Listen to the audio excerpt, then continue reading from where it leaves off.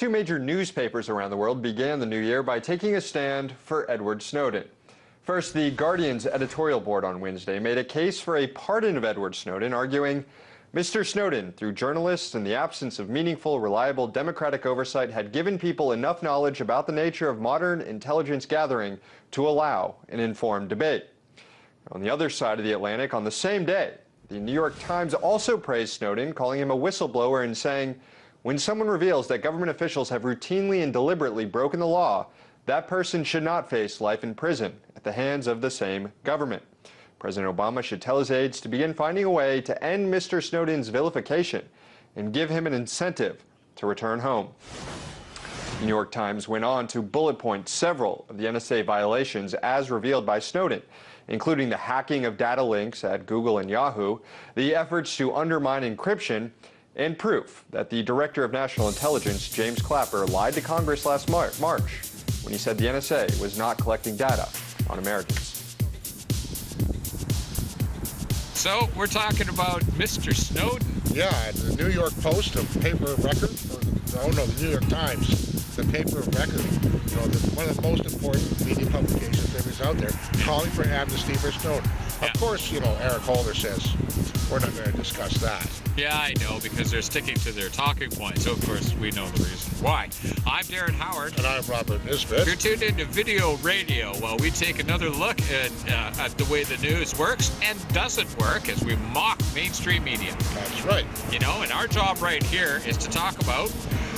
Oh, well, you get a little bit of snow and cold, the media just kind of loses its mind. I mean, the media loses its mind about Bieber, loses its mind about, wacko fishermen, and now the weather? Check this out.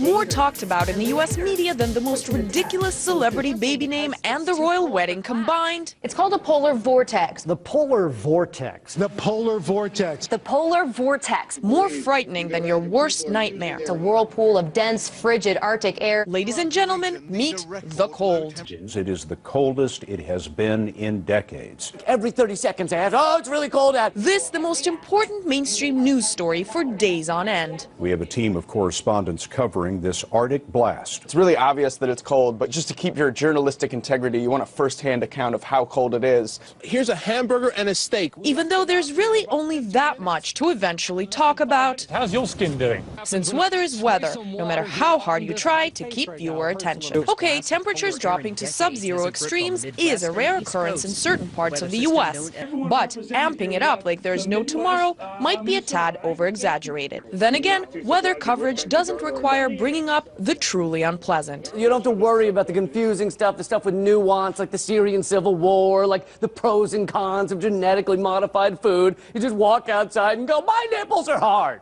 As a result, other countries are rolling their eyes at us because we're complaining that it's cold, but they're also rolling their eyes at us about everything else. It looks like the U.S. mainstream media are taking their tips from an old piece of advice. If you don't know what to say, just talk about the weather.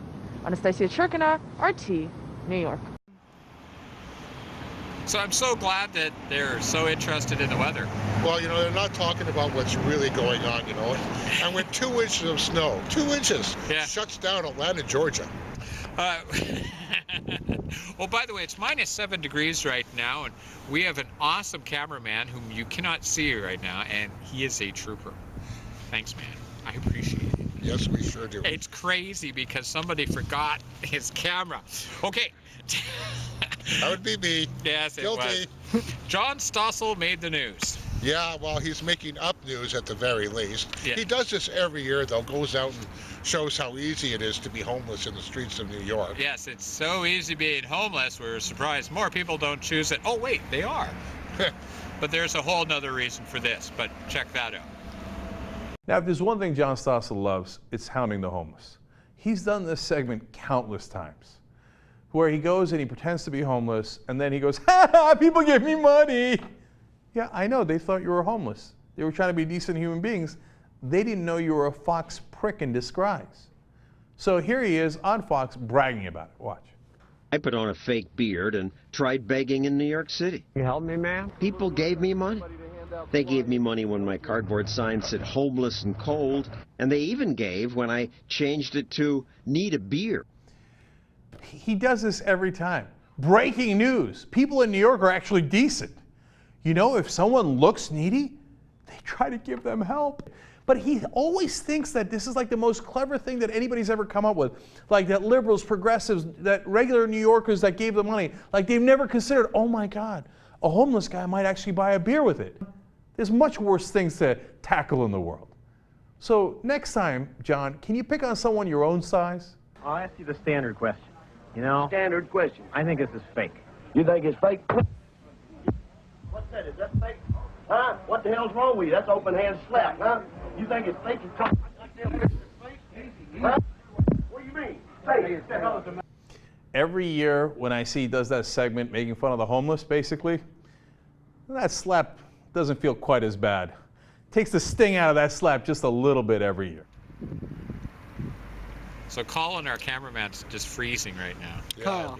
Kyle. Oh, sorry, Kyle. Doing everything I can to help. No, man, you're totally there, but I'm so glad that you're here. Every Sunday we're going to be down here, and it's going to be at City Park or right here at the Sales in beautiful downtown Kelowna. We're urging people to start forming networks and to get out and start their own darn radio stations because people got to know what's going on. Well, seeing the media is going downhill in a hurry, we do need to have our own people's media. And we need to start reporting against people like Fox News. This is amazing. Oh, you mean they keep perpetuating that myth of reefer madness? Yes. So let's talk about reefer coolness right after we run this interesting woman. Trevor, let's first ask you, what is the Marijuanna Policy Project? What is that? And do you get paid by them? Well, yeah, that's my job. Our goal is to end marijuana prohibition and replace it with a system where marijuana is regulated and taxed and treated similarly to alcohol. It's a system that a majority of Americans now think would be a much preferable system to the one that we have. Okay, and again, in a nutshell, if you could, you think marijuana should be legalized because why? I mean, you do know it's addictive, highly addictive, right? Well, marijuana's addictive properties have been found to be actually pretty mild compared to not only alcohol and tobacco, but even caffeine. So, you know, the question is this. So do are we really you admitting need to be that it is criminalizing addictive? Adults, Nancy? You do admit that it's addictive. Yeah, so is sex, so are video games. The thing is that well, you just you do not like the people that use marijuana. I disagree with you. You just don't like people who use marijuana, and you want to see them punished. That's not it. But the fact is that they're normal people just like you. They enjoy using marijuana for the same reasons people like having a drink after work, and they shouldn't be made criminals for it. Actually, Brad Lamb, the reason I'm against the legalization of pot is because I've seen too many felonies.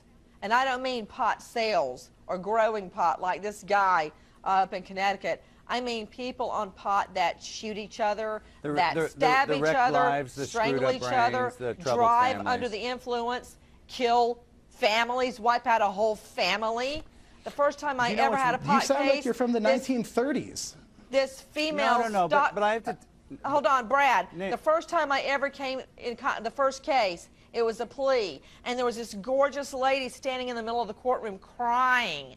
And I didn't understand. I said, well, what is this case? Somebody else was taking a plea, and they said she's a stockbroker. She got addicted to pot. She ended up losing her job, wrecked her car, couldn't make the house payments on her house. So her husband got custody of the children. So now she has no car, no house, no family, nothing. And the advocates for pot, to your point, sir, that's advocating pot, is they're so thin-skinned. On one hand, they're saying, hey, it's no big deal. It's not as addictive as alcohol or meth. It doesn't wreck as many lives. And then I have all these moms over here with whom I work, and on Twitter, Nancy, who have said, you know, this has wiped out our family. This has caused a lot of pain and suffering in the lives of our loved ones. So the pot advocates have terribly thin skin, and I think there's really the pot profit motive that he's really advocating for more than anything. Brad, let me ask you a question. And pot does wreck a lot of lives. Sir, I work for a nonprofit organization. You're a treatment specialist who gets paid because people get referred to treatment when they get arrested for marijuana. I mean, this is absolutely because there's no evidence that marijuana leads to violent, aggressive behavior. When they're addicted. You Let me correct you, Mr. 9% When they are Institute of Medicine. Okay, according to the Institute of Medicine, about 9% of people who try marijuana become addictive. Compared the moral or ethical core of the work you do, sir. You know, just because you have a nonprofit doesn't, doesn't mean that you're doing meaningful work.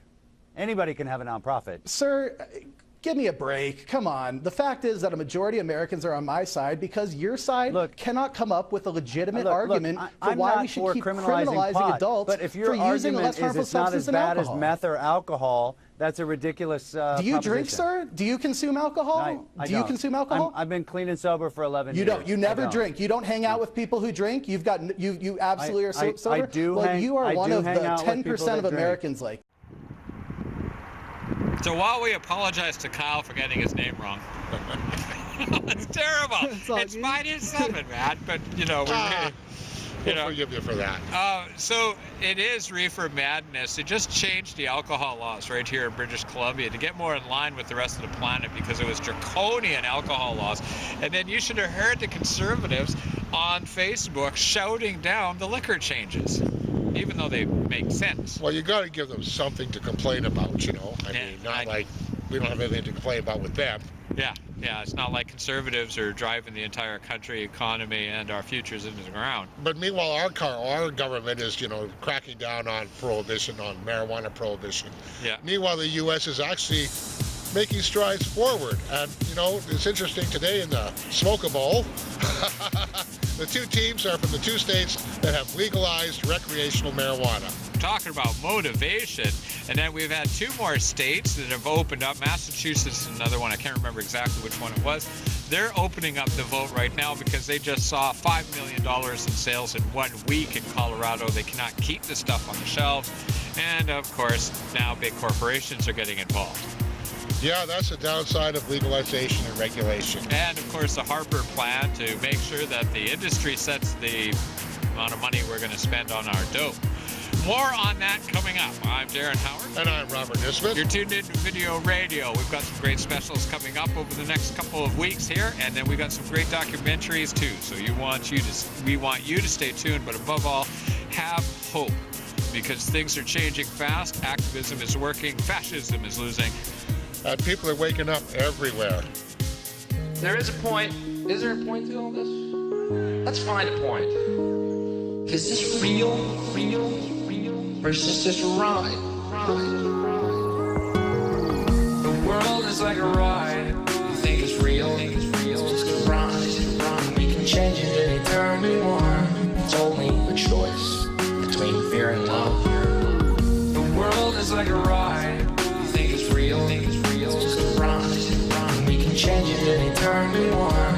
It's only a choice between fear and love. The ride goes up and down, round and round. It has thrills and chills, and it's very brightly colored. It's up and down, round and round, and it's very loud.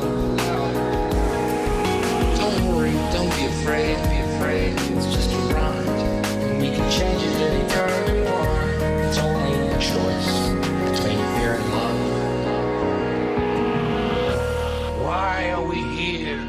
I think we're part of a greater wisdom than we will ever understand. A higher order. Call it what you want. Know what I call it? The big electron. The big electron. The big electron. It doesn't punish, doesn't reward. It doesn't judge at all. It just is, and so are we. For a little while. The ride goes up and down, round and round. It has thrills and chills, and it's very brightly colored. Up and down, round and round, and it's very loud.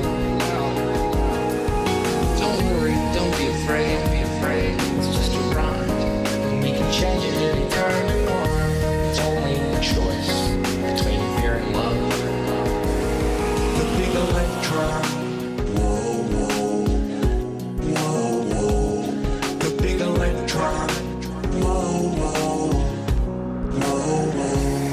It doesn't punish, doesn't reward, it doesn't judge at all. It just is, and so are we, for a little while.